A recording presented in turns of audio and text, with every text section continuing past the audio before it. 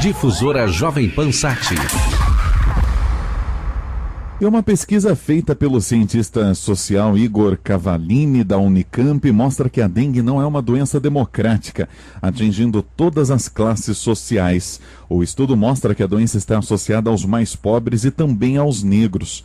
Nós vamos entrevistar agora o cientista social Igor Cavallini. Por que as populações menos favorecidas são mais afetadas pelo mosquito da dengue? Consegui observar, estudando o caso específico de Caraguatatuba, no litoral norte do estado de São Paulo, que aquelas populações que têm uma renda, né, mais baixa em relação à média da população, e também a população negra, a gente não esperava isso, né, eles estão mais expostos à dengue porque moram em locais menos privilegiados em termos de infraestrutura urbana, ou então próximos a locais onde tem muita concentração de materiais recicláveis. Isso faz com que aumente, né, a potencialidade de ter o vetor da dengue, o mosquito Aedes aegypti. E como o senhor conseguiu comprovar a relação entre a pobreza e a incidência da doença? Bom, a gente utilizou os dados do Censo Demográfico de 2010, do IBGE,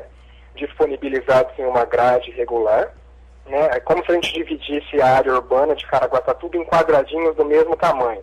E para cada um desses quadradinhos, tivesse as informações daquela população, em termos de quantidade de domicílios, as características da população que reside, né, nesses domicílios, quanto à renda, a idade, dentre outras informações sociodemográficas e ambientais. E a gente juntou essa informação do censo com a localização dos casos de dengue na área urbana daquele município, né? A gente conseguiu observar que onde a gente tem maior concentração de casos de dengue, ao mesmo tempo a gente tem características específicas da população. E é aí que a gente chega à questão da renda, né, e da cor da população. Como o senhor bem mencionou, a pesquisa foi realizada em Caraguatatuba. Qual é a opinião do senhor sobre este resultado? Se ele pode ser estendido a outras cidades como Jundiaí, por exemplo? É preciso considerar as especificidades locais, né? No caso de Caraguatatuba, por exemplo, a ideia inicial era a gente tentar verificar a relação entre saneamento e dengue, esse que era o fundamento. E aí, chegando para analisar o município, eu observei que lá, nesse município especificamente, a gente tinha uma cobertura de quase 100%, né, da população com acesso à água, a esgoto e a tratamento de resíduos sólidos, né, a coleta de resíduos sólidos, a coleta de lixo. E aí, então, essa hipótese não se fundamentou, ou seja, lá em Caraguatatuba não encontramos essa relação entre saneamento e dengue. Contudo, em outros municípios, onde essa ainda é uma questão a ser resolvida pelo poder público, aí sim a gente precisaria ter um cuidado muito específico. Por quê? Porque o saneamento especificamente, né? Por que pensar no saneamento e não em outras questões que a mídia bate bastante, como por exemplo a população, né? Tem que cuidar dos vasinhos de plantas e tudo mais.